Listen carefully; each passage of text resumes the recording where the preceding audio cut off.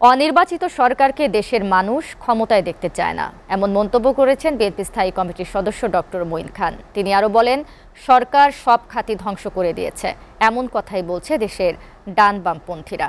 গণতন্ত্র ফিরিয়ে আনতে বিএনপি রাজনীতি করছে। একদিন জনরোষে আওয়ামী লীগ সরকারের পতন হবে বলে হুঁশিয়ারি দিলেন আরেক নেতা মির্জা আব্বাস। রাজধানীতে আলাদা অনুষ্ঠানে তারা এসব কথা বলেন। দেখুন আব্দুল আহাদের প্রতিবেদন।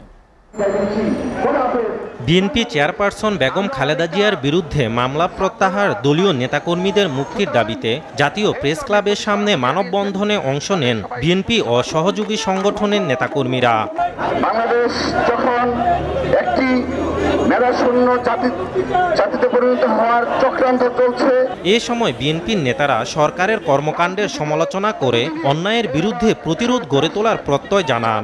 সরকারের বিরুদ্ধে যে জনগণের বৃদ্ধাঙ্গুলি, যে জনগণের এই আন্দোলনটাকে ধারাবাহিকভাবে টার্গেটে বসতে হলে আরেকটু কঠিন আন্দোলন, নতুন কৌশল আমাদেরকে অবলম্বন করতে হবে। গরিব কৃষক 5,000 টাকা 10,000 টাকা ঋণ নেয়, সেই ঋণ পরিশোধ করতে না পারলে সুদসহ সেই কৃষক কারাগারে, আর 10,000 কোটি টাকা যিনি নিয়েছেন নিয়ম বহির্ভূতভাবে, তিনি শেখ হাসিনার সরকারের পাশে থাকেন। বিএনপির স্থায়ী কমিটির সদস্য মির্জা আব্বাস অভিযোগ করেন, মৃত্যুর মিছিলে সামিল করতে সরকার বেগম জিয়াকে বিদেশে উন্নত চিকিৎসা করার সুযোগ দিচ্ছে না।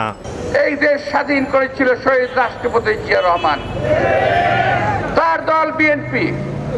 সেই বিএনপির নেত্রী, দেশ নেত্রী বেগম খালেদা জিয়া আজকে গণতন্ত্রের জন্য যুদ্ধ করতে করতে মৃত্যুর মিছিলে সামিল হয়েছে। এখন আল্লাহ জানে কদিন পর তার কি হয়, তাকে বিদেশে যেতে দেওয়া হচ্ছে না। এদিকে রাজধানীর চন্দ্রিমা উদ্যানে জিয়াউর রহমানের সমাধিতে ওলামা দলের নতুন আহ্বায়ক কমিটির নেতাদের নিয়ে দোয়া ও মুনাজাতে অংশ নেন বিএনপির স্থায়ী কমিটির সদস্য ডক্টর আব্দুল মঈন খান।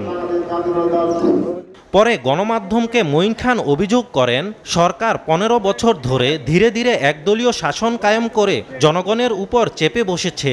বিগত 15 বছরের যে একদলীয় শাসন, অলিখিত বাকশাল, সেই বাকশালের শাসনের ফলশ্রুতিতে বাংলাদেশের মানুষ আজ নির্যাতিত। আজকে বাংলাদেশের মানুষের তাদের বেঁচে থাকার অধিকার নাই, তাদের ভোটের অধিকার নাই, তাদের মানবাধিকার নেই, এখানে নারীর অধিকার নেই, এখানে শিশুর অধিকার নেই। সরকারের সব অন্যায়ের বিরুদ্ধে ঐক্যবদ্ধভাবে প্রতিবাদের আহ্বান জানান বিএনপির এই সিনিয়র নেতা। বাংলাদেশকে নতুন করে গড়ে তুলতে হলে যেটা প্রয়োজন সেটা হচ্ছে বাংলাদেশে আজকে গণতন্ত্র ফিরিয়ে আনতে হবে। আব্দুল আহাদ, এসটিভি, ঢাকা।